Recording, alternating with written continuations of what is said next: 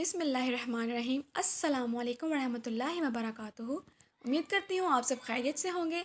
आज के इस लेक्चर में मैं इंटेलिजेंस की सीरीज़ का आगाज़ कर रही हूँ। किसी भी चीज़ को समझने से पहले हमें उसके बेसिक कॉन्सेप्ट्स का पता होना चाहिए। जब तक हमें बेसिक कॉन्सेप्ट्स क्लियर नहीं होंगे हमें किसी भी चीज़ को समझ नहीं आएगी। तो मैं आपको सबसे पहले इंटेलिजेंस का बेसिक कॉन्सेप्ट क्लियर कर देती हूँ कि किसी भी चीज़ को समझने की हमारी जो सलाहियत होती है, हमारी काबिलियत होती है, या किसी भी प्रॉब्लम्स को सॉल्व करने की सलाहियत जो होती है उसको हम कहते हैं इंटेलिजेंस।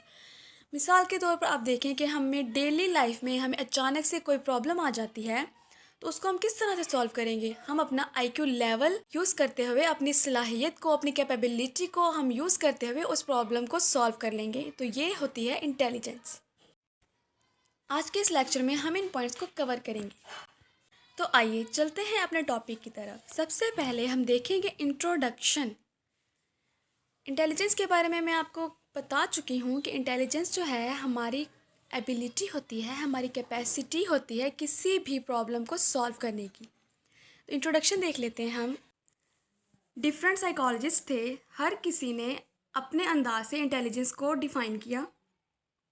कुछ साइकोलॉजिस्ट जो हैं वो इंटेलिजेंस को as a general ability consider करते थे, और कुछ साइकोलॉजिस्ट ने कंसीडर किया था कि ये एक स्पेशल एबिलिटी है प्रॉब्लम्स को सॉल्व करने की। हर किसी का अपना नज़रिया था, हर साइकोलॉजिस्ट ने अपने नज़रिए की बुनियाद पर इंटेलिजेंस को डिफ़ाइन किया, लेकिन सब साइकोलॉजिस्ट एक डेफिनेशन पर एग्री हुए। अब हम वो डेफिनेशन देख लेते हैं। Intelligence means to innate ability to solve problems, यानी कि प्रॉब्लम्स को सॉल्व करने की काबिलियत जो होती है उसको इंटेलिजेंस कहते हैं। इनेट एबिलिटी का मतलब है ऐसी एबिलिटी जो किसी भी इंसान में बर्थ से आए, या हम कह सकते हैं कि जेनेटिकली उस इंसान में वो एबिलिटी होती है, और ना ही ये किसी क्लासरूम से या सेल्फ स्टडी से इंटेलिजेंस नहीं आती। आइए अब हम इसको एक बार पढ़ लेते हैं। The word intelligence conveys different meanings to different psychologists. They interpret it in their own way. Some psychologists consider intelligence as a general ability, whereas others take it as a special ability to tackle different types of problems.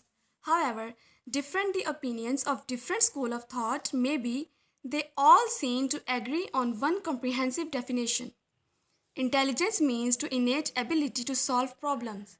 As the words imply, innate ability means that ability which is present in a person from birth and not learned through self-study or in a classroom. Hence, intelligence means to inborn mental efficiency or capacity to react favorably or find solutions to problems of an unfamiliar and novel nature. अब हम देख लेते हैं कि what is intelligence? A capacity to learn and understand, यानी कि किसी भी चीज़ को समझने की और किसी भी चीज़ को लर्न करने की हमारी कैपेसिटी जो होती है उसको हम इंटेलिजेंस कहते हैं। अब हम प्रॉपर डेफिनेशन देख लेते हैं इंटेलिजेंस की। The capacity to understand the world, think rationally and use resources effectively when faced with challenges. मतलब हमारे पास जो चैलेंजेस होते हैं, डिफरेंट प्रॉब्लम्स होती हैं, उनसे डील करने के लिए हमारी जो कैपेसिटी होती है उसको हम कहते हैं इंटेलिजेंस। अब हम देख लेते हैं कि इंटेलिजेंस को किस तरह से यूज़ किया जाता है और कहाँ कहाँ यूज़ किया जाता है। Use of intelligence tests.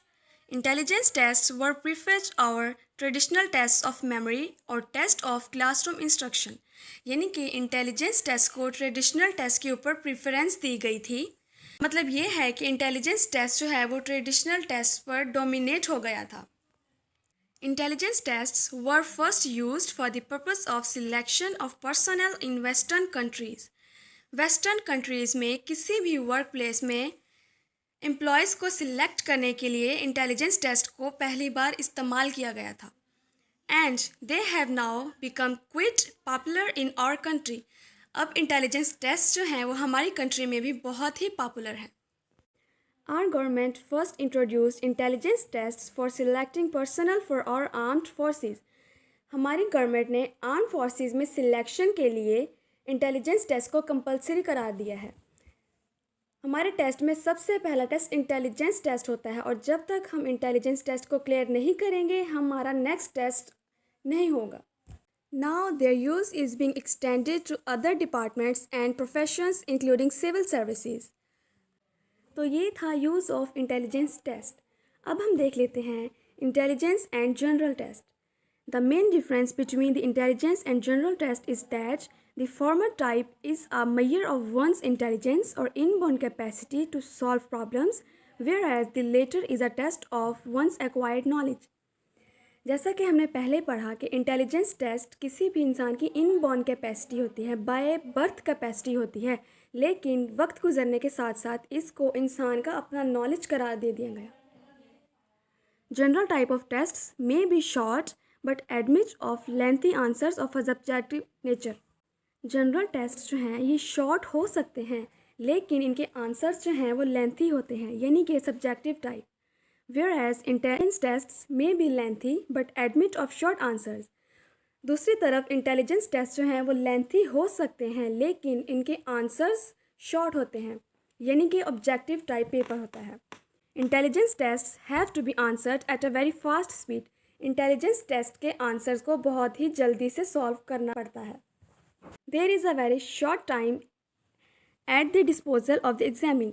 Intelligence test के लिए हमारे पास बहुत ही कम वक्त होता है. Normally a question is to be solve in a few seconds, यानी कि हमारे पास इंटेलिजेंस टेस्ट के लिए वक्त बहुत कम होता है, हमें इसे बहुत ही फास्ट स्पीड में सॉल्व करना होता है. तो ये था इंटेलिजेंस एंड जनरल टेस्ट. आइए अब हम देख लेते हैं टाइप्स ऑफ इंटेलिजेंस. इंटेलिजेंस की दो टाइप्स होती हैं, verbal intelligence test and non verbal intelligence test. Verbal intelligence test में हमें कुछ सीरीज़ दी गई होती हैं जिसमें हमें सिचुएशन को देखकर अपना नॉलेज यूज़ करके उसका आंसर फाइंड करना होता है. और नॉन वर्बल में हमें कुछ पिक्चर्स दिखाई गई होती हैं, उन पिक्चर्स को देखते हुए हमने नेक्स्ट आंसर पिक्चर हमने फाइंड करनी होती है. जैसा कि आप देख सकते हैं कि इसकी एग्जांपल्स भी मेंशन की गई हैं. सबसे पहले हम वर्बल इंटेलिजेंस की एग्जांपल देख लेते हैं. Complete this series. जैसा कि मैंने बताया था कि वर्बल में हमें कुछ सीरीज़ दी जाती हैं जिसमें हमने आंसर फाइंड करना होता है. ये सीरीज़ नीचे दी गई हैं 7, 3, 14, 6, 21, 9, 12 एंड 18. इसमें दो सीरीज़ चल रही हैं, एक इवन नंबर सीरीज़, दूसरी ऑड नंबर सीरीज़. सबसे पहले हम ऑड नंबर सीरीज़ को देखते हैं. ऑड नंबर आप जानते होंगे 1, 3, 5 ये सब ऑड नंबर्स है. 7 का 14 के साथ क्या रिलेशन है, यानी कि 7 के बाद 14 कितने नंबर्स के बाद आ रहा है. तो इसमें हमें इजीली पता चल रहा है कि 7 का टेबल है. 7 1 the 7 and 7 2 the 14, then 7 3 the 21 and 7 4 the 28. तो हमारा आंसर आएगा 28. ये हो गई वर्बल इंटेलिजेंस. अब हम देखते हैं नॉन वर्बल की एग्जाम्पल. आप देखें कि फर्स्ट ब्लॉक में एरो जो है वो नीचे वाले ब्लॉक में है, नेक्स्ट वाले में एरो ऊपर चला गया है एंड नेक्स्ट एरो थर्ड वाले ब्लॉक में चला गया है और नेक्स्ट वाले में फोर्थ ब्लॉक में, यानी कि 1 बाय 1 हर ब्लॉक में एरो जा रहा है. तो आंसर हमारा नेक्स्ट क्या होगा वो आपको ऑप्शंस में देखकर पता चल जाएगा. तो जैसा कि 1 बाय 1 एरो जो है नेक्स्ट ब्लॉक में जाता रहा है तो आंसर हमारा होगा बी वाला. लास्ट ब्लॉक में देखें कि एरो जो है वो लास्ट वाले ही ब्लॉक में है, तो नेक्स्ट जो एरो है वो हमारा लेफ़्ट साइड पे नीचे वाले कॉर्नर में आएगा. तो ये होगा हमारा आंसर. तो ये था हमारा आज का लेक्चर. होप सो आप सबको समझ आई होगी, आप सबके कॉन्सेप्ट्स क्लियर हो गए होंगे. अगर कोई इशू हो तो आप कमेंट बॉक्स में आप मुझे बता सकते हैं. अब हम हाजिर होंगे अपने नेक्स्ट लेक्चर के साथ. दुआ में याद रखिएगा. अल्लाह हाफिज़.